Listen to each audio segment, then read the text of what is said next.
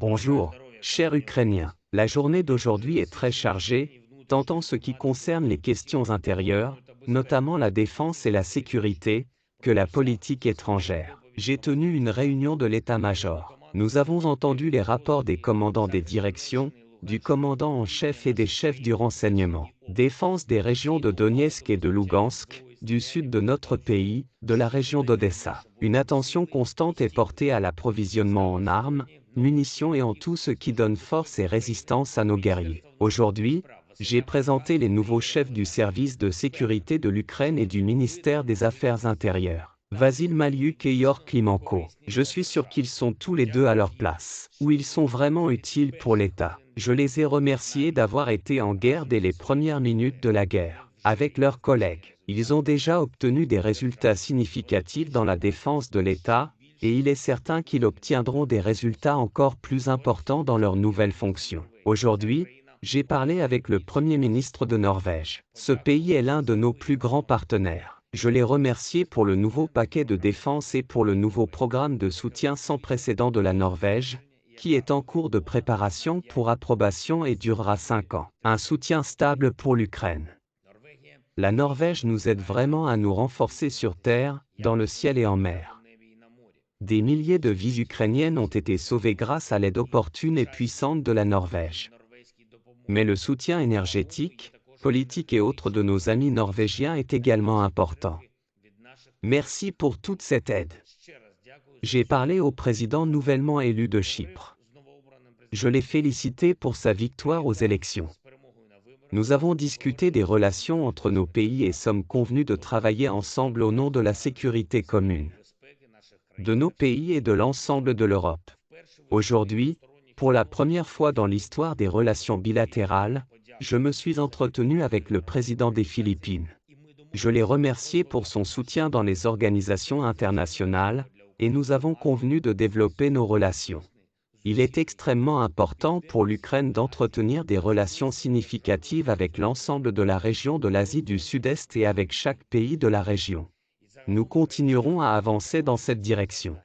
D'une manière générale, la diplomatie ukrainienne a une tâche claire, tendre la main à toutes les régions du monde où notre position n'est pas encore suffisamment représentée, faire comprendre l'Ukraine et ses intérêts à tous les États et peuples avec lesquels nous n'avons pas encore de lien stable. Cela concerne les destinations asiatiques, ainsi que l'Afrique et l'Amérique latine. Aujourd'hui, j'ai tenu une réunion avec le bloc international du gouvernement et du bureau du président pour discuter des résultats intermédiaires de notre marathon diplomatique. Notre activité est très élevée maintenant. Presque chaque jour, nous avons de nouveaux accords. La semaine dernière a été particulièrement puissante. Mais l'essentiel est que chaque accord conclu soit transformé en fourniture concrète pour notre défense, en interaction concrète entre les États, en documents concrets signés le plus rapidement possible. Nous sommes parvenus à un accord important avec le Royaume-Uni sur les armes à longue portée et sur la nécessité d'accélérer la livraison des chars. Nous avons un bon accord sur l'artillerie et les munitions. Nous comprenons parfaitement nos positions respectives sur les avions de combat modernes. Et je remercie tous nos amis britanniques, je remercie le Premier ministre Sunak pour le travail qui a été fait, notamment dans le secteur de l'aviation. Nos entretiens à Paris avec le président Macron et le chancelier Scholz ont également été très fructueux. Nous avons tous les trois parlé très franchement, ce qui nous a permis de trouver une compréhension commune des perspectives de cette guerre. Je pense que cela permettra de résoudre beaucoup plus facilement les problèmes de défense. Nous avons une vision commune du chemin vers la victoire. Je tiens également à remercier Monsieur le Président et Monsieur le Chancelier pour leur soutien consolidé à notre intégration européenne. La visite à Bruxelles n'a ressemblé à rien d'autre dans l'histoire de nos relations avec l'Union européenne. Pour la première fois, une telle attention à l'Ukraine, pour la première fois. Une rencontre avec tous les dirigeants européens à la fois, et une série de conversations aussi dynamiques, significatives et exemptes de politisation excessive que possible.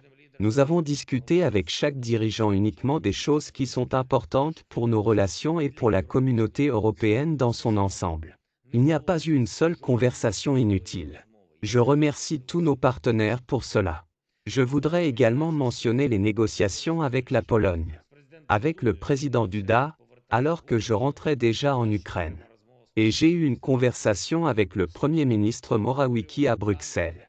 Nous avons discuté des chars et d'autres armes pour la défense terrestre. Des avions et d'autres moyens de défense dans le ciel.